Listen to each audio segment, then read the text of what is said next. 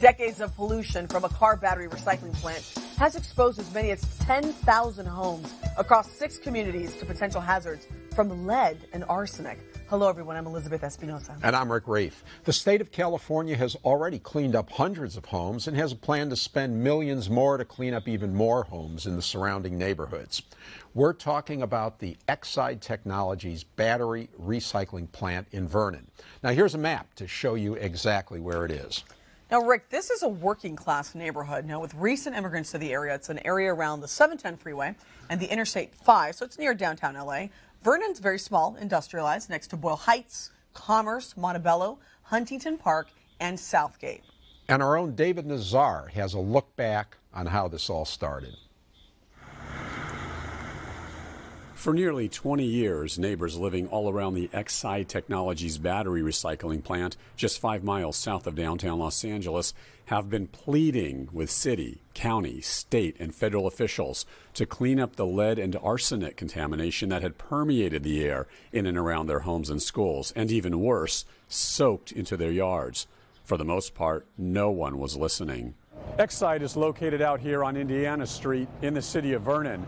The plant has been in this underserved neighborhood for more than 90 years, recycling anywhere from 20,000 to 40,000 car batteries a day.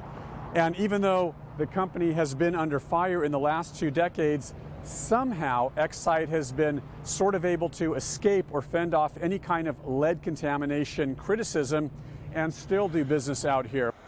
It's the responsibility of the state of California to do the cleanup. And in part, that involves the Department of Toxic Substances Control and the South Coast Air Quality Management District. It was the AQMD that really helped get things kick-started. Since March of 2012, the agency has issued more than 50 notices of violation to EXIDE, mostly for emitting too much lead into the air. Then, in March of 2013, air quality officials reported that 110,000 people were at a higher risk of cancer because of arsenic emissions from the plant. AQMD now has a lawsuit filed against EXIDE. The agency is seeking $80 million in civil penalties from the company for its numerous air pollution violations. With the help of AQMD's vigilance, the plant was finally closed about 2 years ago. Since then, AQMD found even more lead pollution negligence, ordering EXIDE, which filed for bankruptcy, to spend millions of dollars on special equipment at the plant to control and monitor the lead pollution. It's unfortunate that over the years, EXIDE really never said, hey, my bad, it's our fault. In other words, they never really took responsibility for all the lead contamination out here. Instead, they had a pattern of blaming the contamination on other things like lead in the paint of people's homes, or leaded gasoline that you used to put in your car, or even other companies around here that were emitting lead. And according to most of the neighbors out here, EXIDE is still running from the truth, or at least from reporters' questions, because I repeatedly tried to contact the plant manager out here and the representatives of the company. No one ever returned my repeated phone calls or emails. Hugo Lujan lives in East L.A., near EXIDE. Lujan is a community organizer with the activist group East Yard Communities for Environmental Justice. For years, you guys have been asking for help and really haven't been heard. Why? It definitely has something to do with the fact that these communities are low-income people of color who are not able to participate fully in the process. Aida Loera also lives in East L.A., next to the EXIDE plant. Loera is concerned about her 2-year-old daughter, Fatima, because doctors found abnormally high levels of lead in her blood. I'm worried that in the future she would have some impacts or negative impacts on her brain, on her development of being able to speak. I would want to look more in deeper in the future, and I am very worried for her condition now. Terry Cano lives in Boyle Heights near EXIDE. Cano is in bad health and believes it's a direct result of the lead emissions. I'm absolutely disgusted, and angry doesn't even begin to describe what we feel. I'm dealing with multiple health issues, autoimmune diseases, osteoporosis. There's a long laundry list of medical issues that I've been suffering with for years now. Couldn't there be the possibility that you have all these health issues and it has nothing to do with the lead contamination from EXIDE? I seriously doubt it. Even worse, Terry is convinced that her mom, who died in 2012, and her dad, who died in 2014, were the victims of lead poisoning from the EXIDE plant. They were beautiful, wonderful people, and they didn't have to suffer the way they did. They shouldn't have had to have died before. The quality of life that they had before they died was torture. And we're about to meet Terry's brother, the woman you just saw in David's story. David Nazar, thank you for that excellent report. Yeah, Elizabeth, you know, Governor Jerry Brown has a plan in place to spend about $177 million to help with the cleanup in Vernon. And just so this is clear, Rick, you know, there is about $177 million set aside to remove lead contamination in that soil from 2,500 homes, schools, parks, and daycares. But in reality, the entire process could actually cost much more, close to $1 billion. Yeah, the state estimates it's going to cost about $45,000 to clean up just one home. So wow. Testing will reveal how many sites need to be done. You're not kidding. As David mentioned in his report, it's the responsibility of the state of California to do the cleanup, okay? And that involves the Department of Toxic Substances Control and the South Coast Air Quality Management District. Yeah, now, Elizabeth, we should point out, as you saw in David's piece, EXIDE didn't want to talk. We also invited the AQMD to be a part of this show, and they declined our request for any type of an on-camera interview. We also asked for a written statement. They declined that as well. Well, we want to give you an idea of the magnitude of the effect of the lead contamination in the area around EXIDE. Okay. According to the Department of Toxic Substances, Substances Control, as of February 24th of this year, 198 homes have been contaminated out of the 572 sites that have been tested. And the department has removed almost 11 tons of contaminated soil from various properties surrounding the EXIDE plant. Now, we talked to a representative from the California Department of Toxic Substances. They told us, Rick, they intend to get the taxpayers' money that is paying for this cleanup back from the companies responsible for the toxic poisons. Well, lots of luck on that. You know, EXIDE's filed for bankruptcy, although it's a it's a big corporation, so we shall see. But it's not, you know, it's what a mess. We asked them for an update on the cleanup of plants and to explain about how the lead as a heavy metal is covering the land near the EXIDE plant. Yeah. Lead is a neurotoxin, and it carries generally more of a health hazard for small children or for pregnant women. In the cleanup process, the crews are out there looking at the amount of lead within cubic feet of soil, and we understand that most of the contamination is between the 1-inch to 12-inch topsoil. But our crews are looking at even down to 18 inches just to make sure that all of the contaminated soil is removed and replaced with new soil. How do you respond to the critics who say you did not do your job?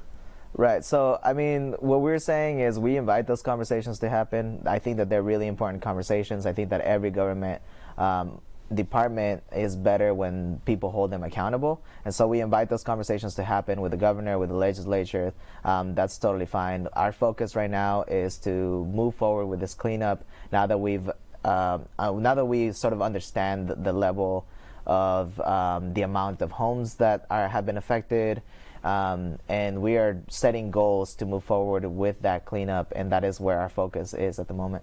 We've set a goal to test all of the homes, the properties, 10,000 of them, by June 30th, 2017. And depending on the amount that needs to be remediated, again, we believe that about 2,500 will need to be remediated, and we anticipate to finish that process of that remediation by June 30th of 2018. Now, if you believe you might be affected by lead poisoning from EXIDE, okay, or you just want more information, or if you want a free blood test, or you want your soil tested because you live in the surrounding area, just go to dtsc.ca.gov/EXIDE. And as we mentioned earlier, joining us now to further this discussion is Joe Gonzalez. Joe, thank you so much for being here. Thanks so much for being here. You work and you live in that area. And born and raised in the area. I was born, raised, work, live, and still work in the area. And you have stage 4 cancer. Tell us what's going on. That's a really tough one for me to talk about sometimes, because I Was told that I have a very aggressive form of stage 4 cancer. It started in the nose, and what it is, it's a melanoma. It's not a common cancer to be on the inside of your body. Melanoma is usually on the outside. It traveled up, got into my eye. From breathing, right? From breathing. I don't want to. I'm not representing the post office or anything like that, but I work for the post office, and I'm a mailman. I deliver, and I'm walking up and down stairs and hills and stuff like that, and I'm breathing this stuff in disproportionate amounts. It started in my nose. It went into my eye, attached itself to the skull, and it's on the brain. And Joe, you are truly a miracle, because it's been over 1.5 years since doctors told you that I had 2 months to live. I had 2 months to live. So you are day to day. How do you feel? I mean, you look healthy and everything. I hear that a lot, and I'm grateful, but it's torturous, because like you go to the bathroom and you don't know what's going to last longer, me or that roll of toilet paper. Wow. It grabs you. I basically died that day. And you said that there is no history of cancer. There's no history on either side. Even my mom's side, my dad's side. It's just something, you know. And they keep telling you, well, how do you know it came from there? How do you know it came from there? There's so many reasons how it came from there. Number one, first of all, they admitted it. Number two, part of the soil they pulled out of my property had the DNA of car batteries in it. Number three, long-term exposure, 60 years in there. Number four, we're two, myself and my sister were 2 of 5 children. The 3 children that left are perfectly healthy. Those of us who stood there to take care of my parents, we're sick. And all of us are sick. We saw the picture of your parents, and I know that also your niece is having some issues. Yes, she's my younger. niece is she's having 26, issues. Yeah, she's 26, and she's having reproductive issues and other hypertension and other issues like that, which are part of the long-term exposure problem. To lead contamination. Myself, and besides the cancer, I also have coronary, digestive tract, and respiratory diseases. Have you talked to health officials about this? Because, as you know, the government agencies haven't come out and said we have hard evidence that this problem, this leakage, has actually had measurable impacts on people. When you hear that, first, how do you feel? And have you talked to health officials about coming out with something that would back up your situation? That's kind of a tricky question, because like when I go to my doctors, they don't want to get involved. They don't want to be involved in something like that. When you mention EXIDE or something like that, it's kind of like they're washing their hands from this kind of stuff. And it's been going on for years and years and years. And that's kind of the torturous part of what I'm feeling right now, as in the conditions that I'm in right now. No one really wants to address this. No one really wants to be involved in it. And when they talk about issues and tests and stuff like that, and they talk about blood tests, and that's one of the things that just aggravates me. You say it's a scam. It's Why? a scam. To me, it's a scam. It's something brought up by EXIDE, because EXIDE has been closed for over 1 year now. In a blood test, you would have to be consistently being exposed to this lead for it to show up in your blood. So if we take a blood test, EXIDE is going to say, we're clean. It wasn't us. Told you so. We didn't do nothing. Ha, ha, ha. So we know it's a state problem, but the county is now getting involved. LA County Supervisor thank God for the county. Hilda Solis she's our hero. Is spearheading a real change here. I mean, she's getting the attention. In fact, she wrote an op-ed piece, of course, in the paper, calling it "There are two Americas," because you see what's happening with Porter Ranch, and there's a lot of attention being given to them, but really a lot of people have yet to hear about EXIDE. Let me start off by saying I stand shoulder to shoulder with my brothers and sisters in both Porter Ranch and Flint, Michigan. And their plight is something that never should happen to anybody. As Americans, we should be protected by our government agencies and stuff like this. We're not. Yeah. Unfortunately, in this situation, what I see is we are too dark to get the attention that Porter Ranch is getting. Yeah. And we're not dark enough to get the attention Flint, Michigan is getting. And I want to continue pursuing that line with you, but even though there's something here we want to say, even though the state has sole jurisdiction over the cleanup in Vernon, the county of LA is helping too, as you said, Elizabeth. Yeah, the LA County Board of Supervisors, in fact, has voted unanimously to set aside $2 million to help test homes. They're also launching a Spanish language public health campaign. In fact, I sat down with Supervisor Hilda Solis. They didn't do anything to ask for this. LA County Supervisor Hilda Solis represents almost 2 million residents in the southeast region of LA County. Residents who have been allegedly contaminated by EXIDE, a battery recycling plant in Vernon, shut down for severe mismanagement.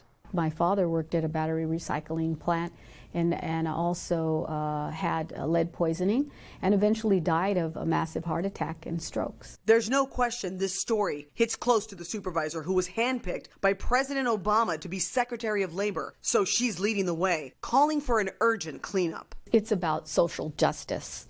And it's correcting the wrong that had happened for 33 years and making it right and making it sure that government works for everyone and it treats people equal. And we have to hold the government accountable. Supervisor Solis tells us this has impacted over a 1.5 mile radius, about 10,000 homes with children living there. So are you telling me that lead poisoning has been happening and affecting families for over 30 years at least? We know of, that we know of. We don't know, I don't even know, to be quite frank, how many people who work there have lost their lives or been impacted by the harmful effects of being exposed to lead poisoning and other things that were also coming out of that plant.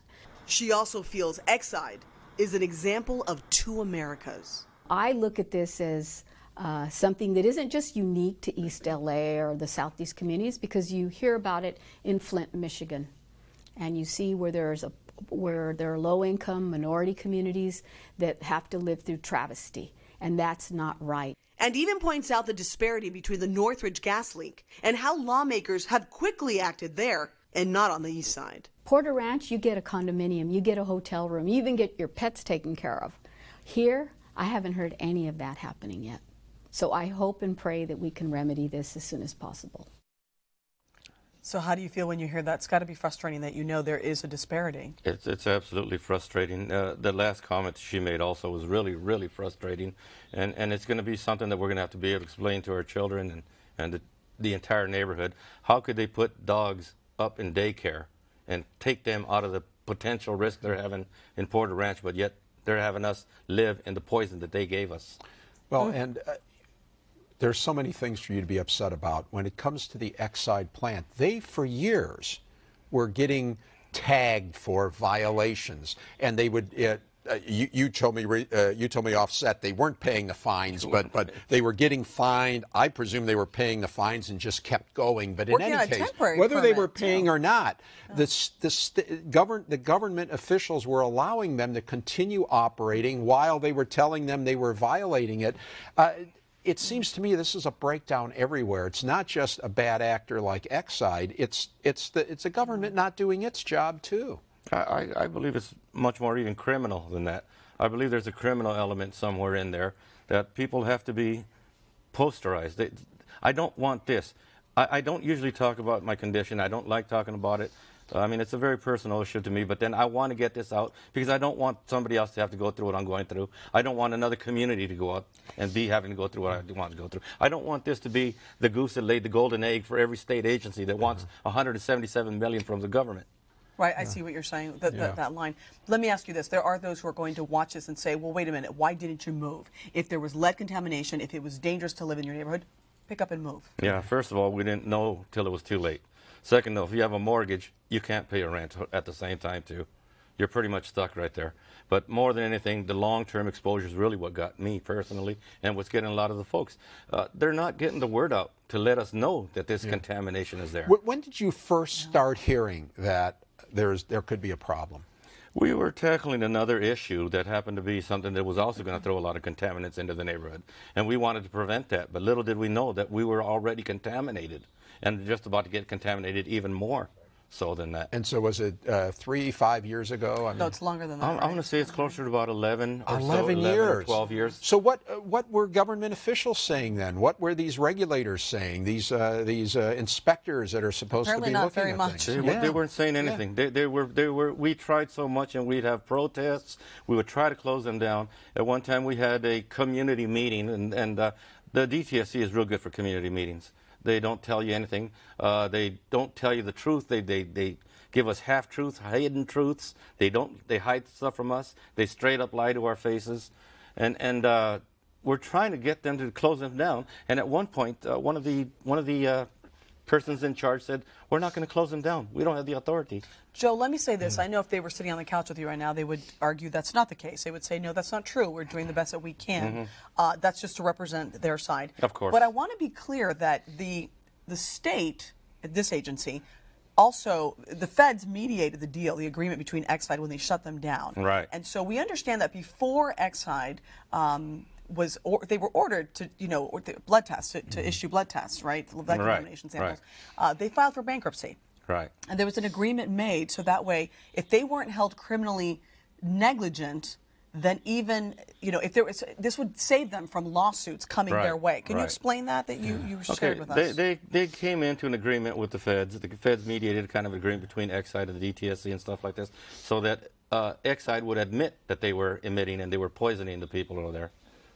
Now, they let them out of the financial liabilities of it by saying, okay, EXIDE admitted, said, okay, we know we did it. Just don't prosecute us criminally, and we'll give you some money to clean up some of the site. But what they gave away to clean up the sites was not even a drop in the bucket. It's not enough, but also it also takes away residents your ability to file a lawsuit for damages. I can't file a lawsuit for anything. So you're not doing this for money. I mean, you're paying all of your medical expenses out of pocket. So if you have to pay for a $50 inhaler, that's out of you. Right. That's out of pocket. That's not like the state or anyone else is giving it. But Joe, you said you're part of a class action suit, or of a large. You're one of many people. Right. Well, I'm one of many people, and see, people think that okay, well, you're going for the money. That's why you're doing this. I'm not going to see any money. I was given 2 months to live. I'm a miracle right now. And under the best case scenarios, I was given 2 years to live. Litigation like that is going to last 20, 30 years in court.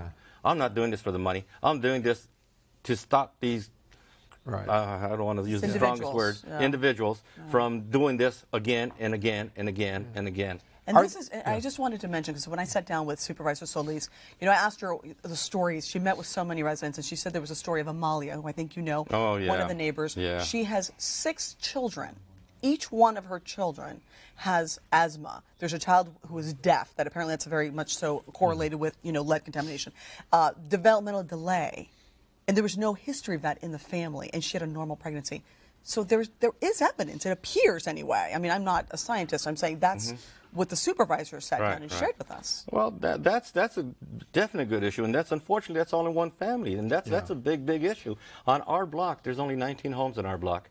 There's at least 9 people who either have cancer or have died of cancer, and they've got the rare cancers. They don't have just the regular I smoked all my life cancer. They have nose cancer, they have eye cancer, they have shoulder cancer, they have knee cancer on one block. On one block. That's just again. I just want to say, and I understand Supervisor Solis is championing this cause, but over the years, you had elected officials sitting on the board of the AQMD. I mean, these agencies that are supposed to watch it, and it seems like nobody was helping you.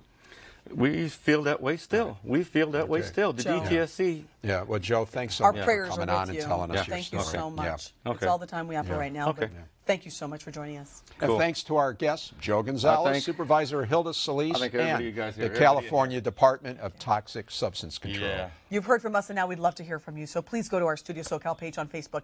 Be sure to like us, share any comments or questions. This is a big one. Talk to us. We want to hear from you. Or feel free to tweet us about tonight's show at the Studio SoCal Twitter page. We always enjoy hearing from you. And we also invite you to watch the show online as well as previous episodes of the series by going to pbssocal.org and click on Studio SoCal. On behalf of the entire Studio SoCal team and Joe, thanks for joining us. That's right. Any questions, go to the website. We look forward to seeing you next time right here, Studio SoCal.